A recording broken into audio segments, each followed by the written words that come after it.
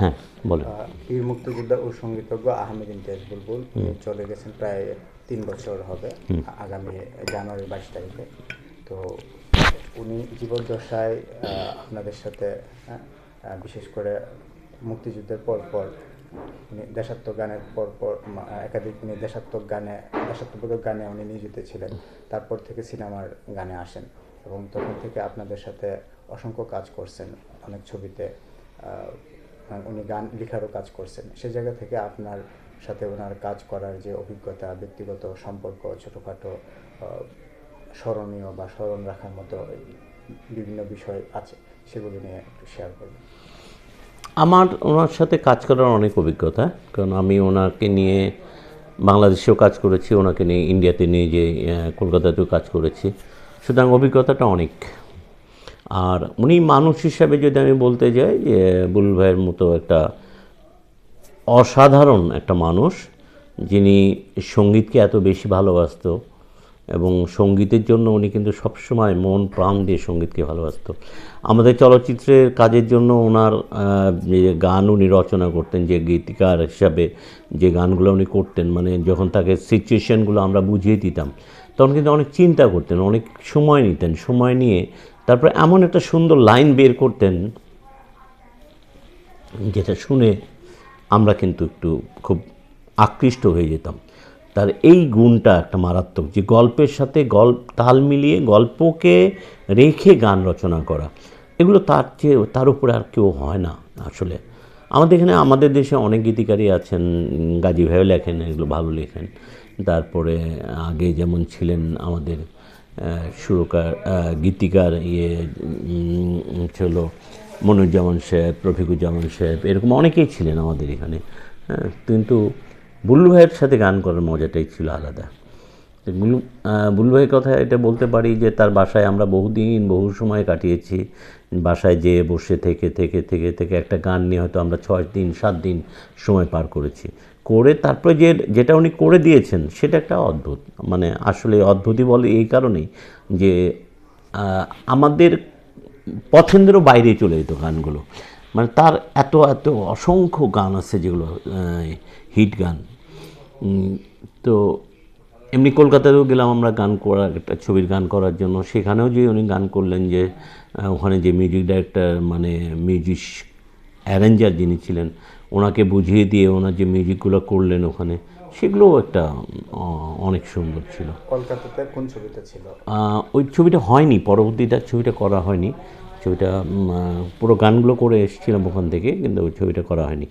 কিন্তু ওনার কাজের আমি কথা বলতে গেলে বলতে হয় যে ওটাও আমার একটা বিশেষ মানে কাজ ছিল। আর বুলবুল ভাই ছবির ব্যাকগ্রাউন্ড মিউজিকও করতেন। ব্যাকগ্রাউন্ড মিউজিকেও ওনাকে দেখেছি আমি, মনোযোগ দিয়েই কাজ করতেন, অনেক সুন্দর সুন্দর মিউজিক বের করতেন।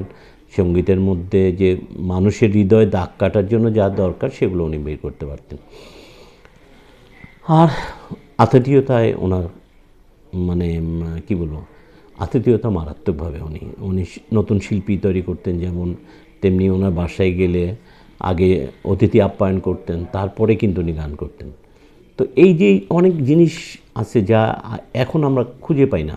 এখনকার যারা গান করেন, যারা নতুন নতুন মিউজিক ডাইরেক্টর হচ্ছেন, কিন্তু তারা কিন্তু সেই দিকগুলোকে মানে তার মতো আতিথেয়তা পরায়ণ মানুষ পায় না আর কি।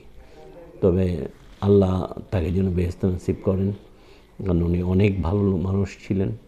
উনি মানুষের জন্য অনেক কষ্ট করতেন, অনেক মানুষের জন্য মানুষকে অনেক বেশি ভালোবাসতেন এবং কারোর সাথে কখনো কিন্তু উনি কোনো তর্কে যেতেন না। উনি কিন্তু কোনো রকম কোনো দ্বন্দ্বের সৃষ্টি করতেন না। এরকম কিছু হয়, যদি উনি পছন্দ না হতো তাহলে হয়তো বলে দিতেন যে না, এটা আমি পারছি না, তুমি এটাকে অন্য কাউকে দিয়ে করিয়ে নাও। এরকমও কিন্তু উনি করতেন, মানে উনি নিজে ছেড়ে দিতেন কাজটা।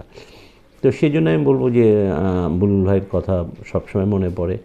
এখনও আমরা অনেক সময়ই ভাবি আজকে বুলবুল ভাই আমাদের নাই, বুলবুল ভাইয়ের গান পাচ্ছি না, বুলবুল ভাইকে দেখছি না। বুলবুল ভাইয়ের সেই অবিস্মরণীয় গান যেগুলো ছিল সেগুলোর কথা তো বলার দরকার পড়ে না, কারণ আহমেদ ইমতিয়াজ বুলবুল একটা ব্র্যান্ড। সেই ব্র্যান্ডকে আমরা হারিয়ে ফেলেছি। এই ব্র্যান্ড, এরকম একটা ব্র্যান্ড কবে আসবে আমাদের কাছে, আমরা আবার এরকম একজনকে পাবো, সেটা আমি বলতে পারি না।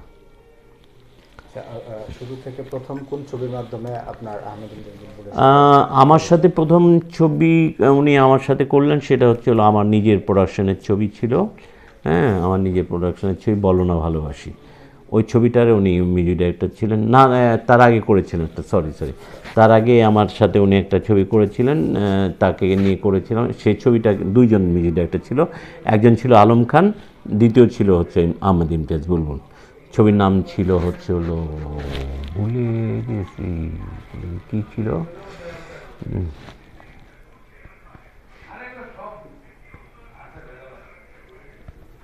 এটা কত সালের দিকে হবে? 2000 সালের দিকে ছবিটার নামটা, আরে বাঙালি একটি মেয়ে চাই যে বাংলাদেশে,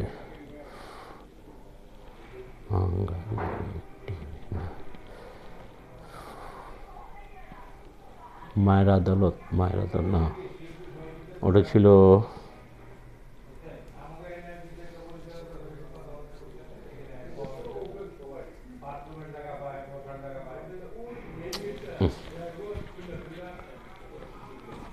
ইয়ের ছবি বানাইছিলাম, এই যে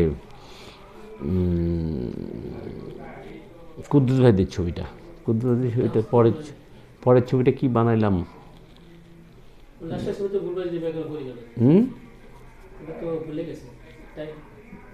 কুদ্দুস ভাইদের ছবিটা বানাইছিলাম। তাহলে ওনার সাথে আপনার সাথে যে গান করছেন, হ্যাঁ, অনেকগুলো গানে কাজ করছেন, তো কিছু বিখ্যাত গান যেটা আপনার ছবিতে করছেন, আপনার জন্য করছেন, যে একটা বলা যাবে? যেমন আমার কাছে তার একটা প্রিয় গান, অনেক বেশি প্রিয় গান, সেটা হচ্ছে তোমার প্রেমে পড়েছি আমি, দোষ হলে ক্ষমা করে দিও, আর যদি নির্দোষ হই তবে ভালোবেসে কাছে টেনে নিও। এটা একটা গান ছিল। তারপরে বাঙালি একটি মেয়ে চায় যে একটি ভালো ছেলে যে ভালোবাসবে, যে দেশকে ভালোবাসবে, আমাকে ভালোবাসবে, এরকম সুন্দর সুন্দর কিছু গান উনি করেছিলেন, যেগুলো আসলে এই মুহূর্তে মনে করে বলা সম্ভব না। আসলেই মানে এটা নিয়ে আসলে প্রচুর সময় নিয়ে বসতে হবে, সময় নিয়ে বসলে এগুলো আস্তে আস্তে বের করা যায়।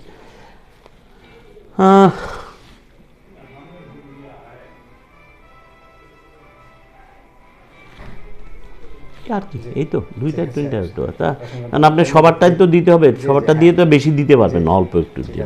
অসংখ্য ধন্যবাদ।